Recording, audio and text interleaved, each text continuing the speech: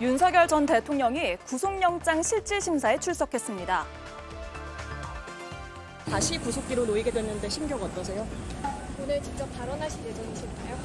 특검이 여전히 무리하게 영장 청구했다고 생각하세요? 애써 입꼬리는 울렸지만 법원 출석 때와 비교해보면 표정은 상당히 어두워 보였습니다. 기자들 질문에도 아무런 답을 하지 않았습니다. 푹푹 찌는 날씨에 지지자들도 예상보다 많이 모이진 않았습니다.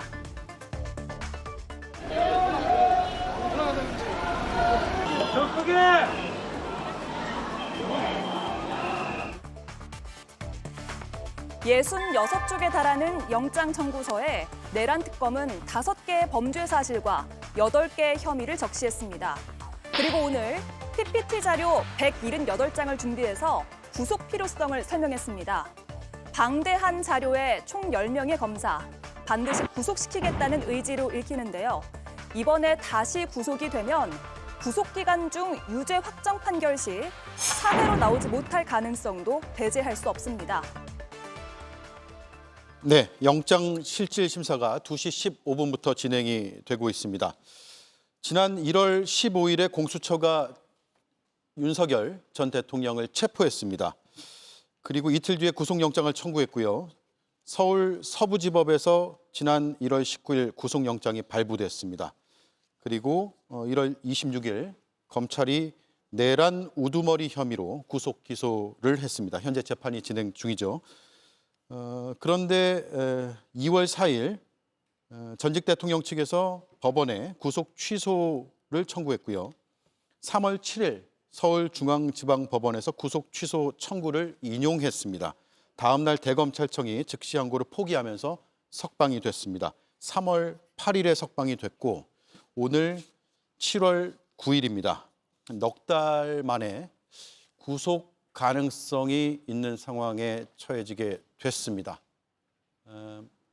어떤 결과가 나올지 전망 조심스럽게 한번 해볼까요? 예, 구속 가능성이 높게 점쳐지고 있는 상황이라고 보입니다. 지금 내란 특검에서도 브리핑한 것처럼 실제로 구속이라는 거는 범죄의 중대성, 그리고 증거 인멸의 가능성, 그리고 도주 우려 이런 부분에 있어서의 판단을 하게 되는 건데요.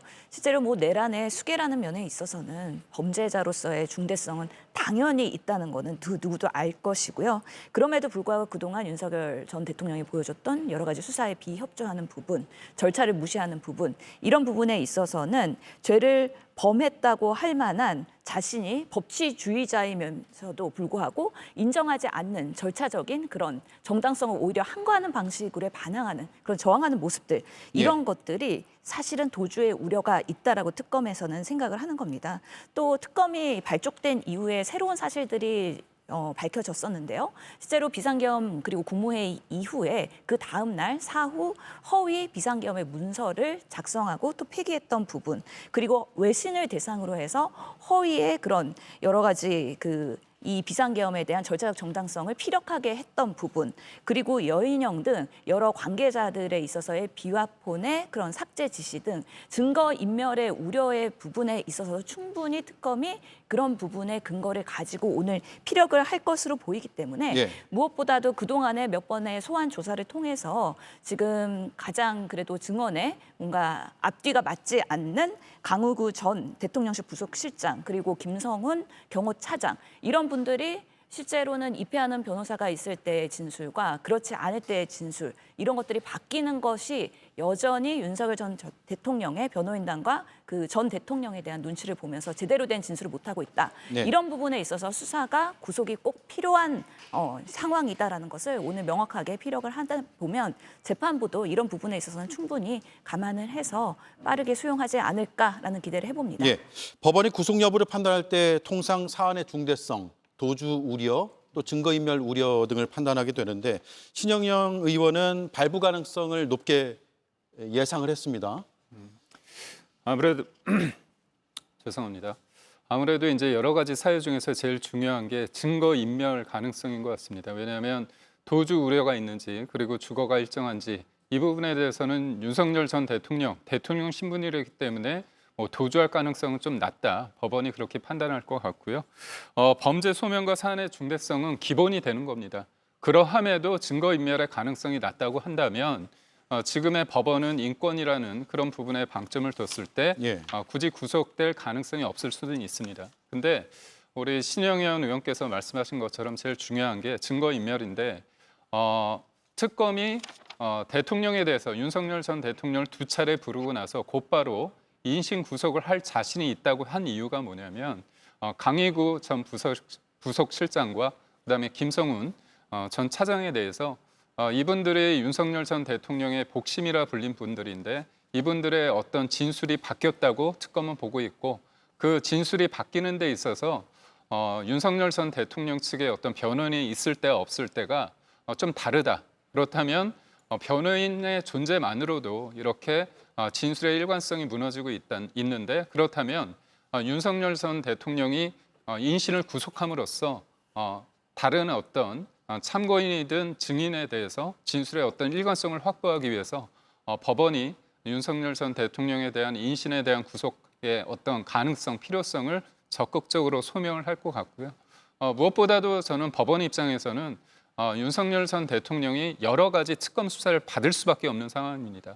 그렇다면 방어권의 어떤 보장이라는 측면을 윤석열 전 대통령 측의 변호인이 적극적으로 제기를 할 겁니다. 왜냐하면 김건희 여사 특검, 그다음에 해병대 특검, 그렇다면 세 가지 특검을 방어하는 데 있어서 준비하는 데 있어서 만약에 인신이 구속됐을 때는 방어권의 어떤 보장에 조금 힘들지 않을까 그런 부분을 적극적으로 파고들지 않을까 싶습니다. 예.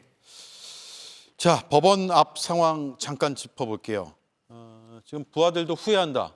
다시 돌아간다면 당당하게 군복을 벗었을 것이다.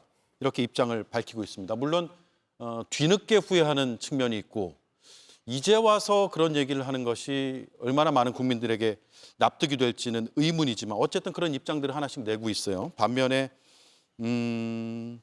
최고 우두머리는 단 한마디도 지금 안 하고 있거든요. 그렇죠. 뻔뻔한 것이죠. 그러니까 수천만 명의 국민들의 가슴 속에 상처를 안긴 것 아닙니까? 그리고 이제 대한민국 국민들은 본인들이 뽑았던 대통령이 불법적인 계엄을 일으키고 내란을 일으켰다는 그런 트라우마를 안고 살아가야 됩니다. 그런 거에 대한 사죄의 말이 한마디도 없었다는 거는 정말 문제가 크다고 심하다고 생각을 하고요. 그리고 그 군인들 지금 수백 명이 될지 수천 명이 될지 사실 알 수 없습니다. 그 사람들은 평생 사실은 뭐 짧게는 뭐 수년이겠지만 뭐 십수년, 수십 년 나라를 지켰던 사람들 아닙니까? 나라를 지키면서 그 자부심 하나로 살아왔던 사람들이 잘못된 지도자 한 명 만나서 그들의 명령을 제대로 이행한 것 때문에 지금 그 평생의 커리어를 망치게 생겼습니다. 물론 중요 임무 종사자들은 그 당시라면 지금 후회한다고 말하는 사람들, 다시 돌아간다면 군복을 벗고 거부하겠다고 말하고 있습니다만 그들은 책임이 어느 정도 있죠. 하지만 단순 가담자들은요. 그날 그 비상계엄의 날에 계엄군으로 갔던 국회로 갔던 군인들은 자신들이 뭘 하라고 어디로 가는지도 모르고 갔습니다. 그 사람들은 그냥 상관이 가라고 해서 가서 그 국회로 진입하라고 해서 진입했을 뿐인데 그 사람들도 단순 가담자로서의 처벌을 피하기 어려울 겁니다. 그런 사람들 본인 때문에 본인의 잘못된 선택 때문에 수천 명, 뭐 적게는 뭐 수백 명까지 그렇게 평생의 커리어를 망치게 생겼는데도 어떻게 이렇게 뻔뻔하게 끝까지 자신의 입장을 유지할 수 있는지 참 저는 이런 사람을 대통령으로 뽑았다는 것이 너무 안타깝고 국민들이 많이 후회하실 거고 마음의 상처로 크게 남을 거라고 생각합니다. 예, 법원 앞에 하루 종일 경비가 굉장히 삼엄한 모습이었고요. 동문 서문이 있습니다. 서울중앙지법에요. 동문으로 전직 대통령이 들어갔는데 서문 등 다른 출입구는 다 폐쇄가 된 상태고 저렇게 많은 경찰 버스가 둘러싸면서 경비하고 혹시 모를 과거에 서부지법 폭동 사태를 겪었기 때문에 그런 사태가 재현되지 않도록 경계를 굉장히 강화했습니다. 그리고 경찰이 2천여 명이 배치가 됐다고 하네요. 이 무더위에 바깥에서 경찰들도 무슨 고생인가 싶습니다. 공권력 낭비, 행정력 낭비까지 벌어지는 이런 상황에서도 전직 대통령이 최소한의 입장을 밝히지 않는 것을 어떻게 봐야 되는지 국민의힘 시각도 궁금합니다. 우선 경찰 입장에서는 가하다 싶을 정도로 공권력을 투입할 수밖에 없었을 겁니다.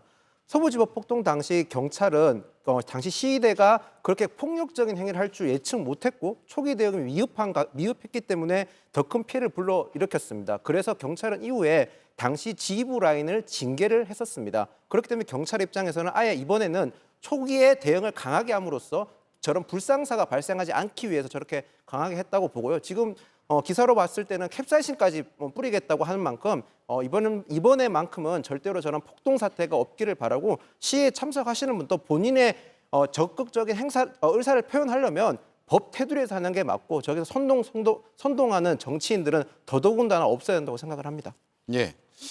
특검에서 자료를 178장 준비했다고 하네요. 그만큼 반드시 구속시키겠다라는 의지가 읽히는 것으로 보이고 김성훈 전 차장이 최근에 입장이 바뀌는 듯한 모습 보이면서 총기 휴대를 지시한 사람, 체포 저지를 지시한 사람이 전직 대통령이라는 점을 밝혔어요. 이런 점도 오늘 중요하게 작용하겠죠? 예, 아마 178장의 PPT에 포함되어 있을 거라고 예상을 합니다. 아마 구속영장 청구가 변호인단을 통해서 공개가 됐을 때 JTBC도 단독을 했던 걸로 기억을 합니다. 그런 면에서는 그 당시 체포영장을 집행하는 과정에서의 윤석열 대통령이 이 경호처장 통해서 어떻게 무력적으로 대항을 하라라는 이런 외압을 했는지에 대한 구체적인 진술들이 포함이 되어 있는 건데요. 결국에는 경호원들에게 의무 없는 일을 하게 됐다라는 내용이기 때문에 특수공무 집행의 방해나 직권남용에 해당되는 그런 부분들이 있는 것이지요. 예. 압수수색 영장을 막으라고 관저에 있을 때 인간띠를 두르게 하고 차벽을 두르게 하는 방식으로의 사실은 정당한 영장 집행을 하지 못하게 했던 부분들, 이런 부분에 있어서 실제로 김성훈 차장이 수사에 출두해서 진술하기로는 그런 총을 가지고 있다는 걸 보여주라고 하면서 위력 경호를 윤석열 대통령이 사주했다는 것이죠. 예, 경호관들이 총을 경찰보다 잘 쏜다 이런 말도 했다는 거 아니에요? 그렇죠. 그렇기 때문에 경찰은 전문성 없기 때문에 경호관들이 훨씬 잘 쏜다. 이런 부분에 있어서 뭐 윤석열 대통령이 얼마나 그런 지식이 있는지는 모르겠지만 그런 방식으로 해 그때 김성훈 차장이랑 점심 식사도 하고 박종중 경장이랑도 식사를 하면서 이런 방식으로의 위력 경호를 사주를 하고 그러면서 직권 남용을 했다. 그런 부분에 있어서의 경호처 소속 공무원들이 사병화됐다. 이런 부분에 있어서의 정당한 역당 집행을 방해한 부분에 있어서 그리고 증거인멸을 교사한 부분에 있어서는 분명히 이번 구속영장 청구의 그런 필요성에 있어서는 여러 가지 정황으로서 이미 증거가 확보된 만큼 이런 부분들이 사법부에서는 판단의 중요한 잣대가 될 수 있겠다라는 예. 생각을 합니다. 1월 11일 경호처 간부와의 오찬 내용 조금 전에 보여드렸는데요. 중앙일보 보도를 통해서 알려졌습니다. 경찰 총기 갖고 있는 것을 보여주기만 해도 두려워할 것이다. 총 갖고 있다는 걸 보여줘라 라고 김성훈 전 경호처 차장과 이광우 전 경호본부장이 있는 자리에서 오찬을 하면서 얘기했다는 거예요. 저 당시 시점을 잘 생각하셔야 됩니다. 체포영장 2차 집행이 이루어지기 직전 1월 15일에 체포가 됐잖아요. 그 직전의 상황이고요. 다음 장이요. 경찰은 전문성도 없고 총은 경호관들이 훨씬 잘 쏜다.